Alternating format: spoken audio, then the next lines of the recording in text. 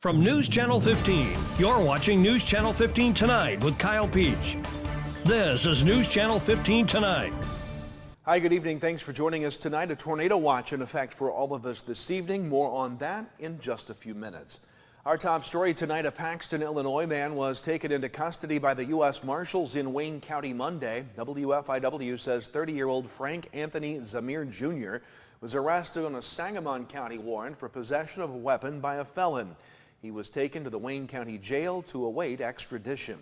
39-year-old Brandy Best of Fairfield was arrested by Wayne County deputies Monday for failing to appear on an original charge of operating an uninsured vehicle and was taken to the Wayne County Jail. 41-year-old Edward A. Riley of Fairfield was arrested Monday by Wayne County deputies for criminal trespass to a residence and was taken to the jail. Meanwhile, Lawrenceville police Tuesday arrested two residents. WAKO says 40-year-old Jessica and 53-year-old Timothy Gerard, both of Lawrenceville, were charged with domestic battery and taken to the Lawrence County Jail. And on Monday, Bridgeport police arrested 26-year-old Garrett Woods of Bloomington, Illinois, on charges of burglary, motor vehicle theft, possession of stolen property, possession of an open vehicle title, possession of meth, and of drug paraphernalia. They also arrested 21-year-old Lindy Ramsey of Shelburne, Indiana, on 2 counts of motor vehicle theft, possession of stolen property, possession of meth, and of drug paraphernalia. No other details have been given. Both were taken to the Lawrence County Jail. Lots of school board news for you tonight. Edwards County's board met Monday. WFIW says the board discussed replacing the carpeting in the halls in 3 phases at the K-12 building. Total cost of the project will be some $95,000 due to Bears flooring. Now, some savings could be realized if district personnel would remove the old carpeting and carpet glue. The board did approve an architect's agreement with ADG of Mount Carmel for work on the vocational building project at a cost of some $237,000. The donation of $1,700 worth of shade trees from the West Salem PTO for the West Salem campus was approved. The board also approved the annual contract with the Albion Baseball Association. The board did give first reading to a new social science curriculum textbook, which would replace books for all classes. Those books they're replacing, some 26 years old. The books would cost some $45,000. In personnel, the board approved the resignation of dinner theater sponsor Jennifer Gothrop, Albion Grade School Student Council sponsor Miranda Duncan, West Salem Grade School Student Council sponsor Cassie Lynch, and high school athletic director Russ Gerlach. The board re-employed all tenured and non-tenured certified personnel, non-tenured certified personnel advancing to tenure status, and non-certified personnel. 2 paraprofessionals were hired, including J.C. Bierster and Madison Courier. Concerned parent Sarah Berkla addressed the Carmi-White County School Board Monday night, stemming from the February hiring of a particular assistant baseball coach who she said is facing allegations of grooming of a minor. WRUL says that position has since been filled by another individual, but Berkla accused the board of turning a blind eye rather than following through with procedures to prevent such instances from happening. School board president Nathan Whetstone thanked Berkla for her comments and concern. In other matters, the board approved the 25-26 school calendar. School starting in Carmi August 11th. The fall semester ends December 19th. Students would return January 2nd. Spring break next year would be March 30th to April 3rd. That's in 2026. The board accepted the retirements of Kathy Price and TJ Ackerman effective at the end of the 29 school year. Resignations accepted from Sabrina Cox, a teacher at Washington, Addison Martin as pre-K classroom aide, Sarah Clark as junior-senior high cook, and Amy Whitley as high school cheer sponsor. Tabitha Mack hired as high school English language arts teacher for next year. Tyler Hoskins hired as junior high assistant boys track coach. All current administrators were re-employed, as well as certified staff members Travis Black, Nicole Brown, Jana Bradshaw, Carla Bridges, Jacob Bridges, Cole Carter, Whitney Carter, Bailey Sincata, Patrick Cully Sims, Kelsey Hall, Lauren Healy, Tyler Huskins, Robert Kasenbaum, Michelle Keepus, John Lamp, Olivia Ledford, Mary Poole, Kelsey Rankin, Teresa Scroggins, Grace Sinclair, Julia Smith, Mark Stendeback, Samantha Sutton, Lucreta Voppel, Presley Walker, Ashley Westfall, and Chad Whitley. Craig Winter was also approved as a volunteer assistant baseball coach. And at the Jaspers County School Board meeting in Newton, the board seated new member Nicole Mulvey, who will serve until the spring of 2027. The 25-26 school calendar was approved. The board approved an addition to the east side of Newton Elementary School, which should not require a tax increase. Instead, the board will use funds from the Energy Transition Grant, 1% sales tax, and district reserves for the project. The resignations of Michelle Johnson as special ed teacher, Chelsea Cox as elementary teacher, Tara Ederer as paraprofessional, and Jeremy French as junior high cross-country coach were approved.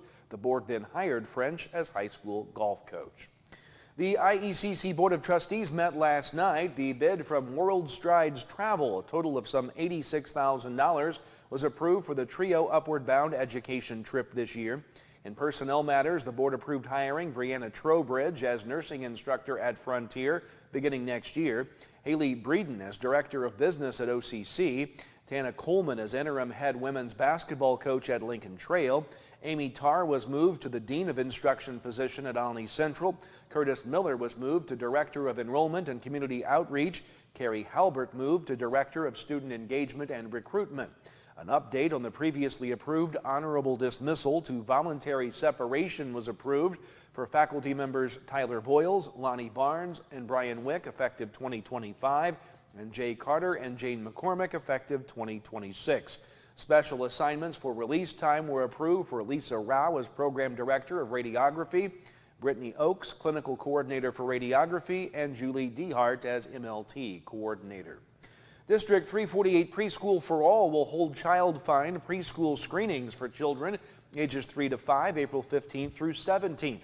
The screening checks the child's progress in hearing, vision, speech, language, and coordination skills. It is free, and parents will get feedback on how their child is developing. The screening takes about 45 minutes, and advance appointments must be made. CFC screening appointments for children ages 0 to 3 will be available on April 15th.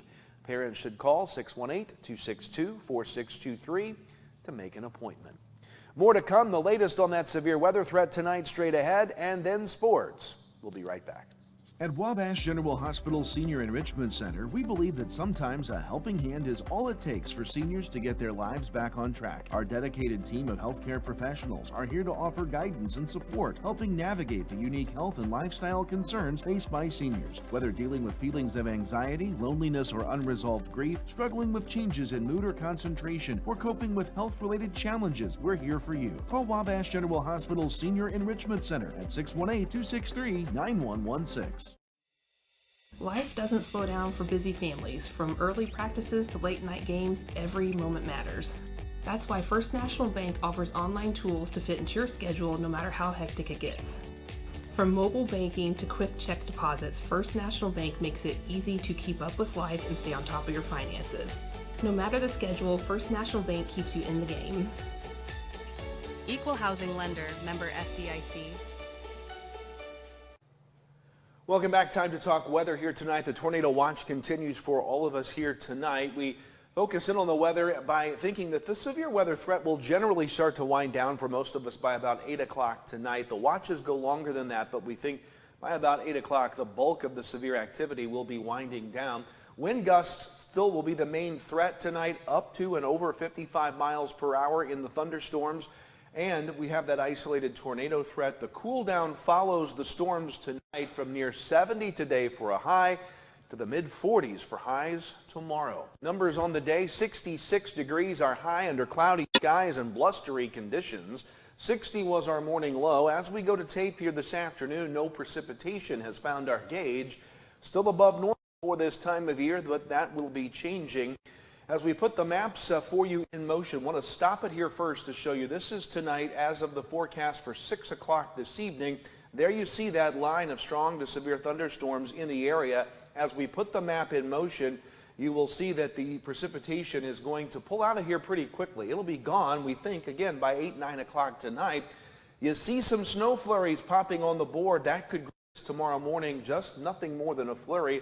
Clouds will push out by early afternoon, clearing things out for the remainder of your Thursday into Friday before another chance of rain comes at us later in the weekend. Severe weather outlook: we are under that slight risk Level 2 of 5 for severe weather across the area. You see that level 3 hiding up around Jasper County, where they are under an enhanced risk. The greater risk for severe weather the further north you go, it appears tonight. Damaging winds and some possibilities of hail, but damaging winds will be the primary threat. By the way, we've already picked up in a non-thunderstorm wind gust of 45-mile-per-hour gust today at our Wabash Valley College studios. Here you see the tornado watch in effect for all of us. North of US 50, that watch goes until 9 o'clock. South of US 50, it goes until 11 o'clock. The pink shading is a fire weather alert here for damaging potential for fire danger across the area. We call it a red flag warning. That goes for areas including Hamilton, Wayne, and Clay counties in our area tonight. Overnight lows tonight, once the showers and thunderstorms end, will dip into the upper 30s. And then we're not warming up a whole lot tomorrow. We could even see a few snowflakes in the morning. The precipitation ends early afternoon. We may see some clearing as well, but it will be chilly. Highs in the mid to upper 40s. Then Thursday night into Friday morning, skies clear out. Coldest night we'll have, with lows right around 30 degrees. And then for Friday during the day, partly cloudy skies. We start the warm up, highs back into the upper 50s. Your extended forecast will keep the 50s in the forecast now. Forecasters have cooled things off a little bit, but still seasonal. Middle to upper 50s right through the middle part of next week. A couple chances of rain Sunday and Tuesday. That's your forecast. We'll keep you posted on severe weather. Sports is next. Save a lot of green at Steve Faulkner Automotive. New 2024 Ford full-size Broncos. Over $20,000 off MSRP. And get a new 2024 F-150. Up to $11,580 off MSRP. See them all at SteveFaulknerAutomotive.com. Save a lot of green at Steve Faulkner Automotive. Get a new 2025 Jeep Compass with payments as low as $371 a month. And 2025 Ram 1500 up to $12,900 off MSRP. Come in today or go to SteveFaulknerAutomotive.com. Have your weather radio, have a flashlight with batteries in it, make sure your cell phone's charged, know where you're going to go when bad weather hits. Go to a lowest interior room in your house and wait the storm out. After the storm, if your power's out or if there's any kind of dangerous situation or anything like that, call Mount Carmel Public Utility Company. As you go outside to survey the damage a little bit, just make sure to stay away from down power lines. Welcome back. Time to talk sports. More tonight on the changes coming to the IHSA regarding enrollment classification in private school matters, and specifically its impact on our area teams. Now, with those newly defined enrollment classifications, teams like Lawrenceville and El Dorado will apparently move from Class 2A to Class 1A in those 4-class sports like basketball, volleyball, baseball, and softball. Now, Olney and Effingham will apparently move down from Class 3A to Class 2A. Meanwhile, private schools will continue to have a multiplier on their enrollment, seemingly moving them up in class. That multiplier is 1.65. Private schools now have been eligible to apply for waivers to have that multiplier removed. However, as we told you last night, that's becoming more difficult for teams that have success over a rolling 3-year period.